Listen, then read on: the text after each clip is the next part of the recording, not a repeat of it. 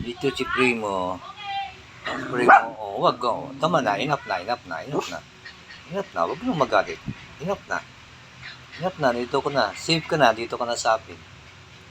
Huwag ka na magsilos. Ito ka lang kay Daddy. Kay Daddy Boys. Sige na. Sige na. Don't be shy. You're in a good hands.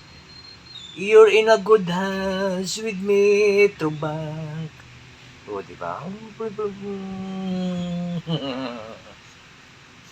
Nagtad na ako ng kiss. Ito po siya. Pag hindi mo lang napansin, sisilos. Kaya pag nandito yung anak ko, pag lumalapit ako, galit na galit sa akin. Kasi parang ano siya, dinidepend niya yung kala niya, aanihin ko yung anak ko, yung bunso. Kaya grabe po ito. Minsan nga, hindi tahol lang tahol. Pero pag kami lang naman, ito na siya, yan, naglalambing na. O, yan. O, diba? Malambing din to yung nanay nito, wala na eh. Kaya dito siya. Kinuha na ng may-ari. Yung nanay nito. Kaya kita mo, lambing-lambing si Primo. Diba, friends? O, dapat mananatili ka lang ganyan para love ka ni Papa Loy. Diba? O, sige na, baba na ikaw, baba na.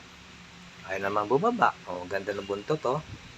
Tignan nyo guys, oh, parang abaniko, oh. Tignan mo. Yan. O, diba? Ang ganda-ganda ng ano nito, buntot, oh. Diba? O, yan, oh. Cute, no?